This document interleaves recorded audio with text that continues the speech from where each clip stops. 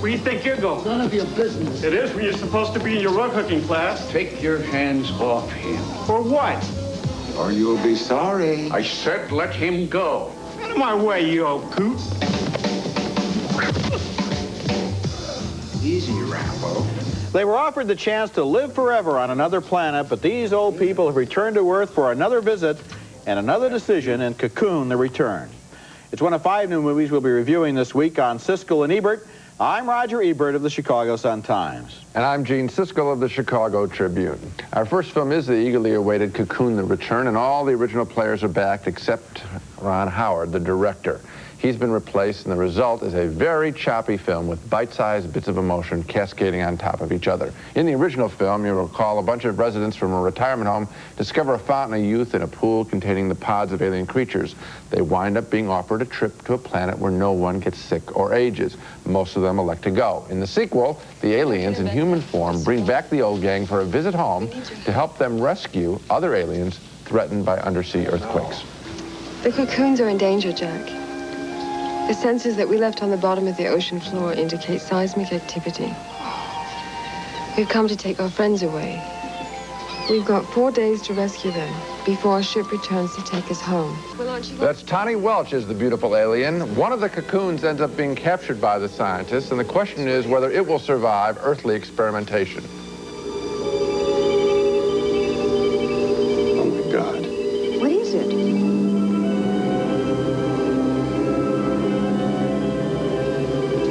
Life form. Much of the film has to do with the reactions of the returning old folks to being back home. Most of them realize they miss it, even the aches and pains. Hey, what's going on? Well, it's been such a long time since you needed me for anything like this. I guess I kind of missed it. The oldsters have one other mission, and that's to help their friend Bernie, played by Jack Gilford, get over grieving his late wife. He refused to leave Earth in the first film. Joe, maybe we should don't keep him company. I see something that'll get his juices flowing.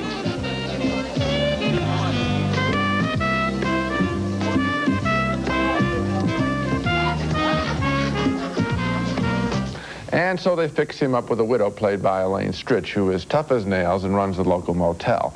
Their relationship, I think, is the best thing in the new movie, but it's smothered by a script that tries too hard to cover every base. Scenes are cut off just when they're getting interesting so that the movie can move on to a different issue. Cocoon, The Return wears you out with its goodwill and special effects. It's not a bad film, but less of it, fewer subjects, would have made this film so much better. Well, I'm not going to recommend the movie either, but I liked a lot of it. I liked in particular, and who could dislike, the performances of that wonderful cast, those older actors who are so filled with energy, so filled with warmth, and it's good to see them again. But the question I had is, why did they come back to Earth again? And the real answer is, so they could make this sequel. Right. There was no compelling, they've made their decisions, they've left. Now they come back so they can make their decisions and leave again. They said goodbye in the first film, now they come back so they can say goodbye in the second film. Cocoon, The Return is basically the same film all over again without the surprises of the first one involving who these aliens are in the first place. Yeah, I mean, you know what I'm talking about when I'm saying too many subjects? Yeah, I mean, they have a dinner sequence that looks like it was taken from Splash, you know, with this time making love disturbing the restaurant rather than eating the lobster. They throw in a basketball game that you know, it goes on and on and on. You got to have the basketball game. That's the equivalent of the swimming. Well, what I'm saying is there are too many different relationships that have to be updated, plus the subplot involving the kidnapped alien or the research scientist and so forth. That's one extra one. I mean, it's like a laundry list. The director, Daniel Petrie, I don't think had a sense of cutting this film down to the essential relationships and let that run. And even apart from that, like almost all sequels, it had no compelling reason really to be made in the first place. Okay, next movie. Our next movie is named Full Moon and Blue Water, and this is one of those unclassifiable movies that isn't really very good, but exerts a strange sort of fascination all the same. It takes place on a shabby island off the Texas coast where Gene Hackman runs a saloon and a restaurant, or at least he did until a year ago when his wife disappeared. And ever since then, Hackman has been kind of a hermit. He's let the place run down while he spends his time mourning his missing wife and looking at old home movies of her. He calls this behavior his devotions, but that doesn't convince Terry Garr, a local woman who thinks he ought to really face reality and start a new life with her. You know, I've been living at home all my life. Been driving that damn school bus going on 9 years now. But I have managed to save up $6,300. And I'm willing to put every penny of it into this here operation, okay? I can't take that, Louise. You know my devotions. The island is filled with a gallery of weird characters, including Hackman's father-in-law, played by Burgess Meredith, and a retarded local man named Jimmy who works for Hackman. Now, this is Jimmy's idea of how to entertain the father-in-law.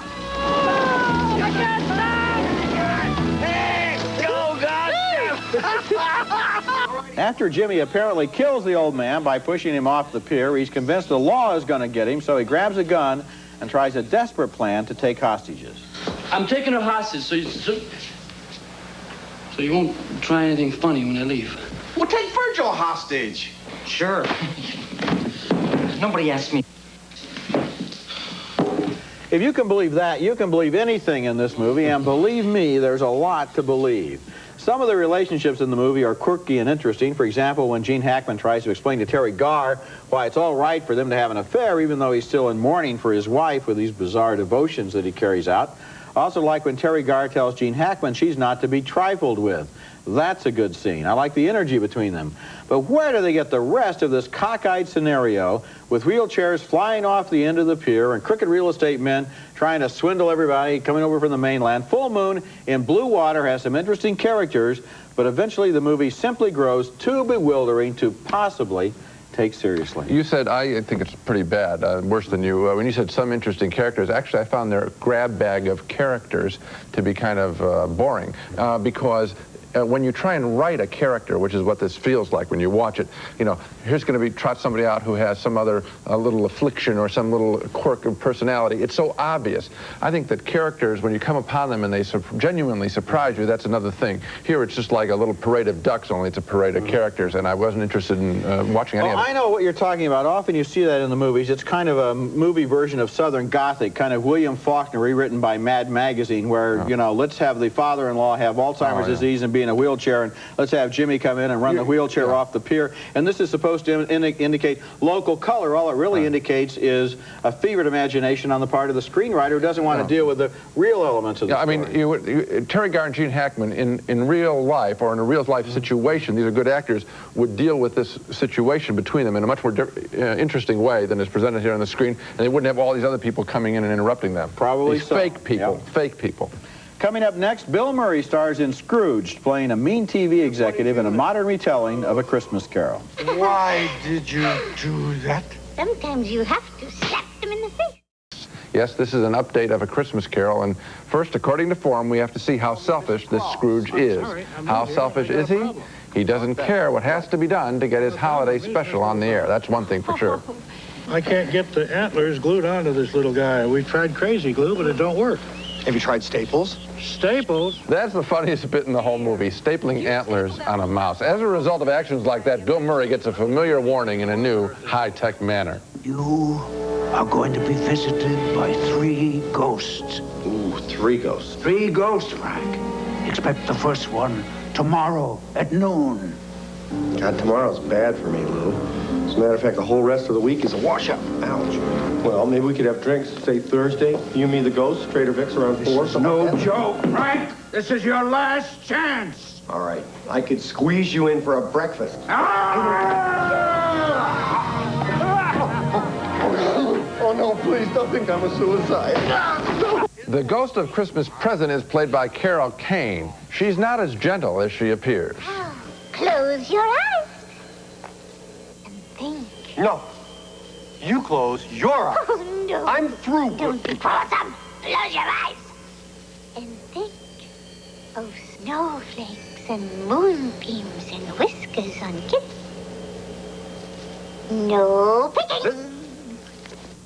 This is a most inventive and very funny film, I'd say about half the time, when it's setting up the introduction to the Bill Murray character.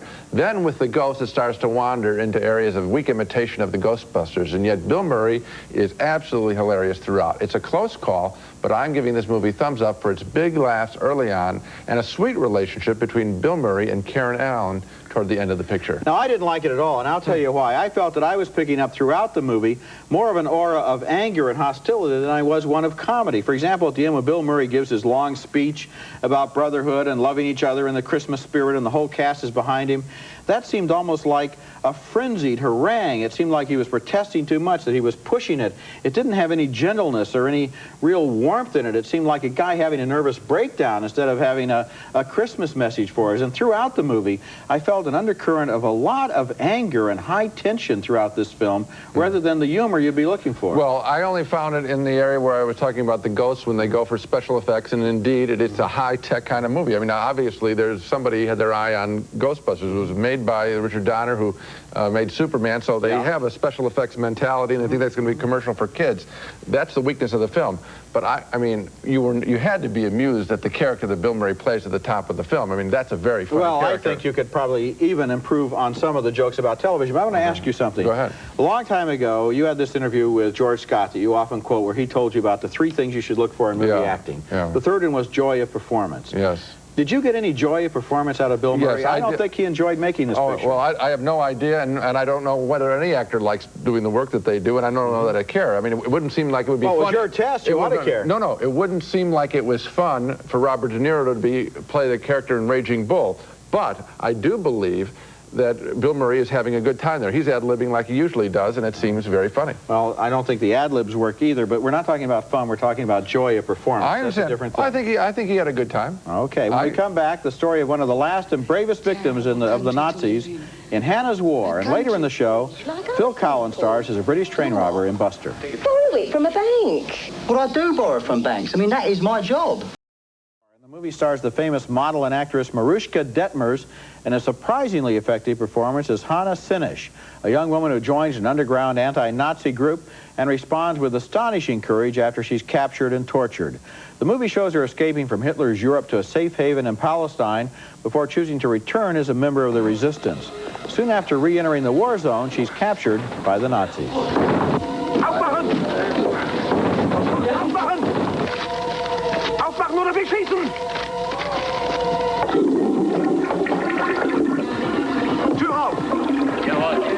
The movie shows the diabolical methods of physical and psychological torture used in an attempt to discover the names of resistance fighters.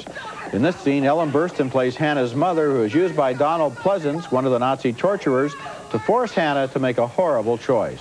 Now, my girl, I think you understand the information that is required of you. Who sent you here? Why were you sent? Names and whereabouts of your collaborators. And last but not least, the code. That's all. It's very simple. Either you talk or you condemn your mother to death. Now here is one of the most effective scenes in the movie. Hanna knows it will do no good to speak in her own defense, but she does so anyway, defying the Nazi court. Have a good look at yourselves. Can anyone here stand up and say that he's proud of what he's doing? And soon, oh, very soon, you and you and you are going to be standing where I'm standing now. The crucial element in the case of Hanna Sinish was that she resisted her torturers so well that she kept her secrets right up to the end of the war. She was condemned to death almost at the moment when Europe was being liberated by the Allies, and if she had wanted to, she could have saved her life, but it would have meant betraying her principles, and so she chose to die. I was very impressed by the performance of Mariuszka Detmers in the title role. She's a 24-year-old actress who has appeared in mostly erotic roles in movies by Godard and Bellocchio. This time she has a difficult acting assignment, and she responds with a great performance. Well, it's a great story, but I tell you, I think the way that the story is told, it becomes a little bit cornball in aspects. I'm not saying that I wasn't moved in scenes where she's being tortured because it represents so many other people who were tortured. But in the way that it's been directed, is it Menachem Golan, I think? Menachem Golan. Yeah, yes. I mean, it's amateurish directing. I felt bad because here's a great subject being treated almost like a comic book style. A little setup, little head turns, close-ups. I think you know what I'm talking about in the direction.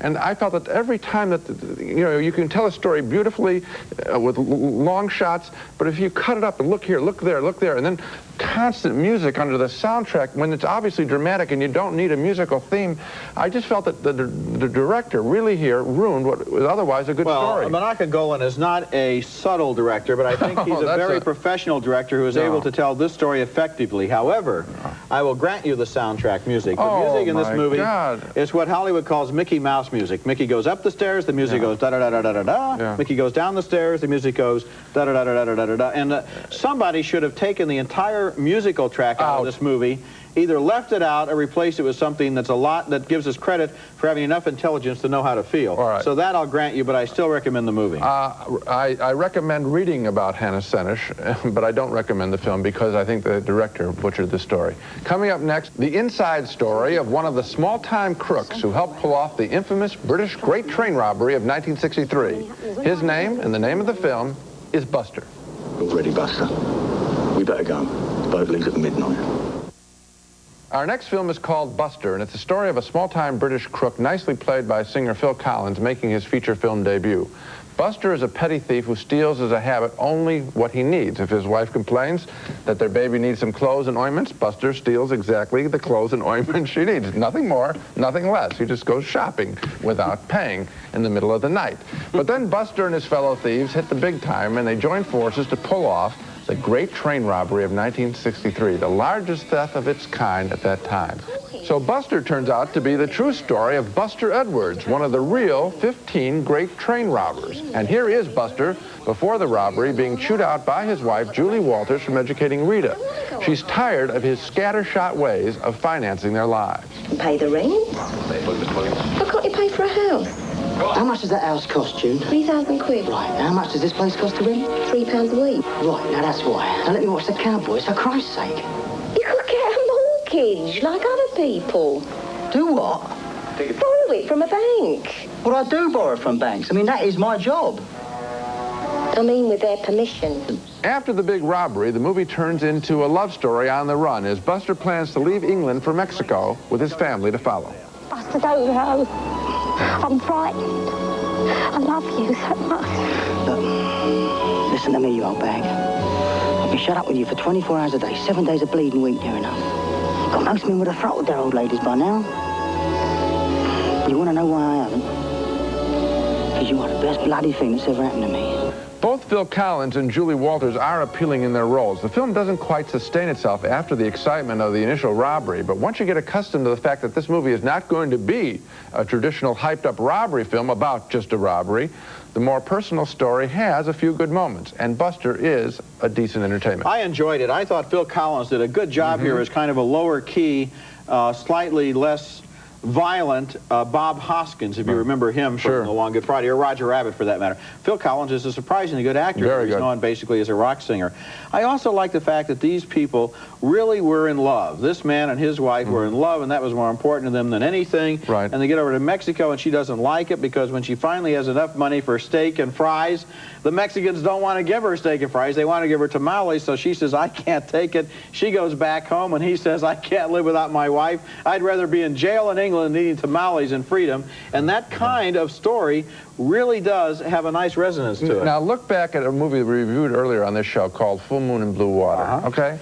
That was a film about quirky characters. Yes. Well, she is a quirky character. You don't expect her to react that way. I mean, every but you time, believe it, though. Because it was written real in a way. I mean, in other words, the movie is about people who rob trains to get a lot of money. Normally, what they do is they take their fancy and they have their thrill and they're gone. She rejects it. I mean, she just looks at her plate in a Mexican restaurant and she said, "We never had the money for steak and chips before." I know it is based on a true. It is based on a true story, and maybe that's where they came up with the good character. You know what I thought was fascinating? The information at the end that Buster and his wife are now running a flower stall at Waterloo Station in London. I'm going to go buy a bouquet from them the next time I'm over there. Now let's recap the movies we reviewed on, and I'm going to count my change, too.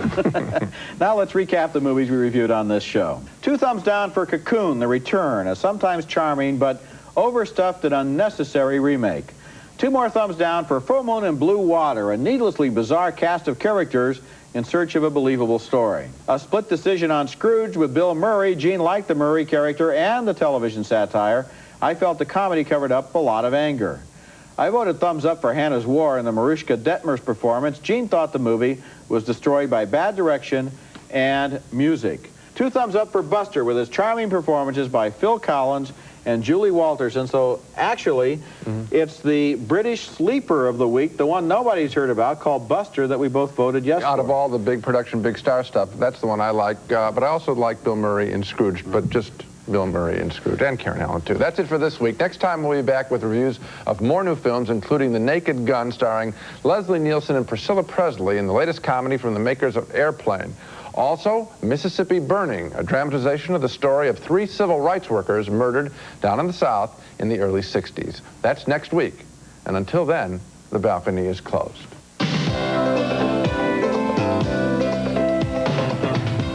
Nestle Crunch. It's creamy milk chocolate and crispy crunchies. Chocolate is scrumptious when it crunches. That's why you'll love Nestle Crunch.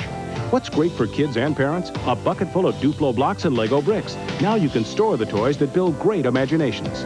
After work or after workout, Daisy Turbo Spa combines powerful water massage and tingling aeration to turn your tub into a personal whirlpool. Sony videotapes. For taping your favorite movies, trust Sony Dynamicron ES. Whatever your videotape needs, there's only one name to play back: Sony.